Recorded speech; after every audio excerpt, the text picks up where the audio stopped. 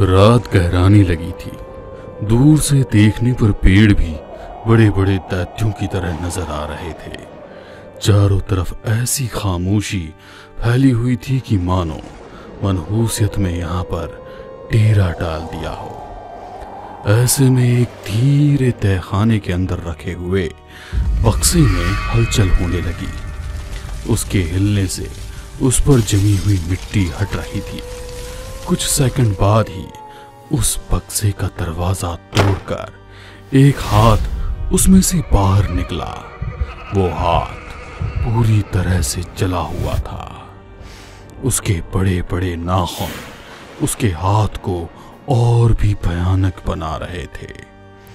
दूसरी तरफ महल में राजा वीरभद्र अपने बेटे के इंतजार में तेजी से अपने कमरे में टहल रहे थे। उन्हें एक अनजाना समय सता रहा था, मानो कोई आफत आने वाली हो।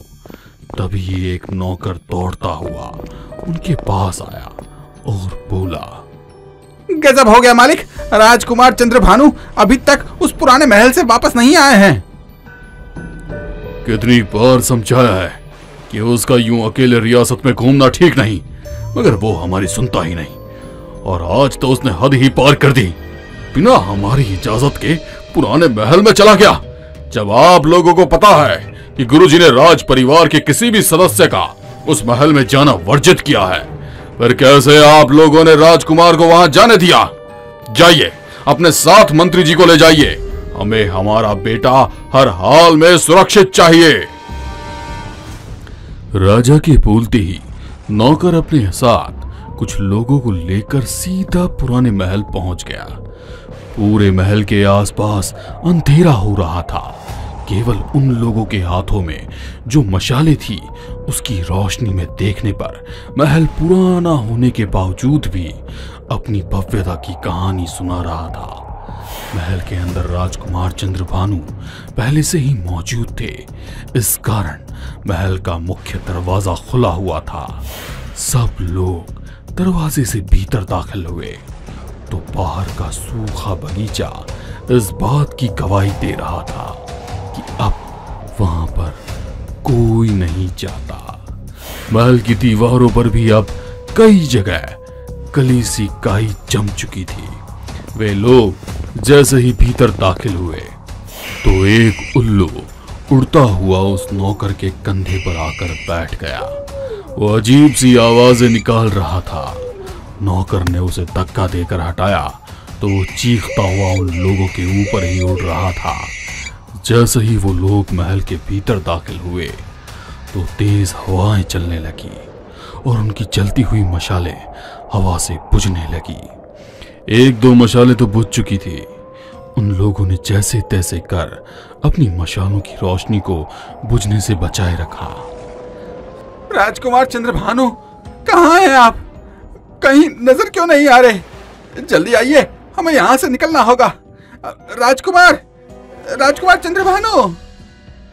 नौकर बार बार आवाज दे रहा था, मगर चंद्रभानु तक उन लोगों की आवाज नहीं जा रही थी और ना ही चंद्रभानु की आवाज उन लोगों को आ रही थी। मंत्री जी, कहीं ऐसा तो नहीं कि राजकुमार यहाँ से चले गए हों? तुम्हारा ध्यान कहाँ रहता है? तुम तो महाराज के खास सेवक हो। तुम्हारा ध्यान तो चारों तरफ होना चाहिए। तुमने देखा नहीं, राजकुमार चंद्रभानु का रथ महल के बाहर ही खड़ा है। बिना रथ के वो कहाँ हो सकते हैं? छोटा मुंह और बड़ी बात, मगर पूरे राज्य को तो पता है कि राजकुमार चंद्रभानु इकलौते होने की वजह से अय्याशी और मनमानी में अपने पिता से भी 2 कदम आगे हैं। हो सकता है कि किसी लड़की का चक्कर हो या राजकुमार।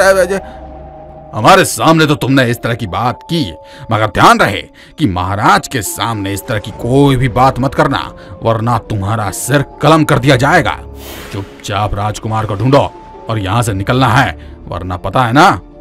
मंत्री के कहने पर नौकर 2 लोगों को लेकर महल के दूसरे हिस्से में पहुंच जाता है, मगर वहां भी अंधेरे के कारण कुछ भी नजर नहीं आता। वो लोग थोड़ा सा और आगे बढ़े तो उन्हें किसी चीज के सड़ने की बदबू आने लगती है। लगता है ये महल इतने दिनों से बंद था तो यहाँ पर कोई जानवर मर गया है। कितनी गंदी बदबू आ रही है। अभी उसकी कही हुई बात पूरी नहीं हुई थी कि किसी के घुर्राने की आवाज आने लगी। सभी लोग उसी ओर देखने लगे, मगर कोई भी नजर नहीं आया। लगता है यहाँ पर कोई जंगली जानवर है। उसकी आवाज सुनी आपने? आवाज ही नहीं सुनी, मैं तो अपने सामने साक्षात जंगली जानवर को देख रहा हूँ, तुम भी देखो। कहते हुए उसने उसकी ओर इशारा किया। उसे देख सबके मुंह से चीख निकल गई। बड़ा भीमकाय शरीर, जगह जगह से पूरे शरीर की चमड़ी लटक रही थी। उसके मुंह से अजीब सी कुर्राहट निकल रही थी। वो जैसे जैसे उन लोगों के करीब आता जा रहा था, बदबू और भी तेज होती जा रही थी। उसे देख उन सबकी रूह कांप गई। एक भय की सिरहन उनकी रीढ़ की हड्डी में दौड़ गई और उनका कलेजा मुंह को आ गया।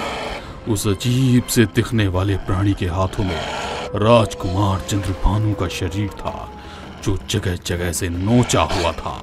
पूरे शरीर में से खून की धार बह रही थी। तभी वो जोर जोर से हंसने लगा। उसकी हंसी की आवाज बहुत ही भयानक थी। सब लोग डरकर दरवाजे की ओर भागने लगे, मगर तभी राजा वीरभद्र का नौकर किसी चीज से टकराकर जमीन पर गिर गया। मशाल की रोशनी में जब उसने देखा तो वो राजकुमार चंद्रभानु का सिर था। वो सिर को अपने हाथ में लेकर तेजी से दरवाजे की ओर भागा, लेकिन तभी दरवाजा अपने आप बंद हो गया और वे सभी लोग उस किले के अंदर कैद होकर रह गए। वे लोग बचने के लिए महल की छत की तरफ भागने लगते हैं, मगर वे सीढ़ियां थी कि खत्म ही नहीं हो रही और बढ़ती ही जा रही थी। फिर अचानक ही वे लोग हवा में उड़ने लगे। 1 एकड़ जमीन पर गिर गए। भयानक आकृति ने 1 करोड़ लोगों को अपनी तरफ खींचा। बस सभी की आंखें फटी की फटी रह गई, मगर उस भयानक आकृति को कोई फर्क नहीं पड़ा और उसने एक एक कर सभी लोगों के शरीर को चीर दिया। पुराने महल में आज इतना खून खराबा हुआ था कि खून बहता हुआ महल के बाहर तक पहुंच गया। दूसरी तरफ अपने महल में राजा वीरभद्र अभी तक अपने बेटे के ना पहुंच पाने से परेशान थे। आखिर उन्होंने फैसला किया कि वे खुद अब उस पुराने महल में जाकर अपने बेटे को ढूंढ कर लेकर आएंगे। जैसे ही उन्होंने अपने सारथी को रथ निकालने के लिए कहा, उनके कुलगुरु वहां पर आ गए। वीरभद्र, हमने पहले भी कहा था कि उस महल में तुम्हारे काले राज दफन है। तुम्हारे परिवार का कोई भी सदस्य वहां ना जाए, मगर तुमने हमारी एक न मानी। हमारी दिव्य दृष्टि बता रही है कि राजकुमार चंद्रभानु के साथ साथ तुम्हारे नौकर भी उस बुरी आत्मा का शिकार हो चुके हैं। अब भी यदि तुम वहां जाओगे तो तुम भी नहीं बच पाओगे। तुम्हारी भलाई इसी में है कि तुम अपने बेटे का शोक भूलकर उस आत्मा की शांति की तैयारी करो। गुरुदेव, आप ये क्या कह रहे हैं? ये नामुमकिन है। हमारे बेटे चंद्रभानु की मौत? नहीं नहीं, हरगिज नहीं।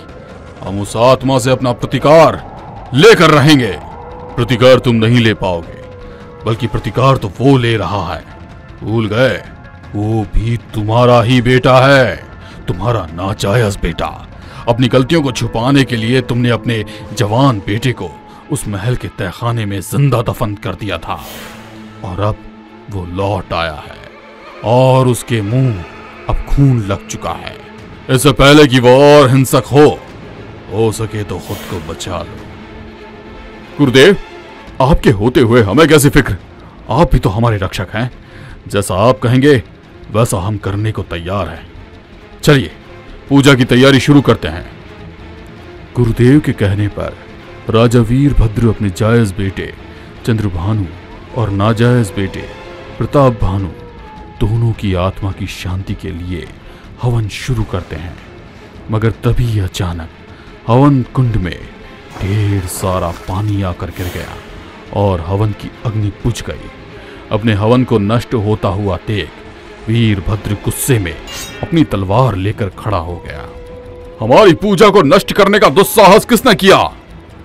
वीरभद्र और कुछ कह पाते उसके पहले ही उनकी निगाह कमरे की दीवार के ऊपर गई, जहां पर कोई काली सी वस्तु दीवार से टिकी हुई थी। धीरे धीरे उसका आकार बढ़ने लगा और वही भयानक पुराने महल बना दैत्य यहाँ पर उनके सामने खड़ा था। वो धीरे धीरे वीरभद्र की ओर बढ़ने लगा। उसने अपने हाथों से एक ही झटके में वीरभद्र के शरीर के 2 टुकड़े कर उन्हें हवा में उछाल दिया और फिर वो दैत्य धीरे धीरे बढ़ते हुए महल के राज सिंहासन पर बैठ गया और जोर से घुर्रा कर बोला, अब इस राज्य पर सिर्फ मेरा हक है। पिताजी, आपने तो मुझे मार दिया था, मगर मैंने मरने के बाद भी अपना हक हासिल कर लिया।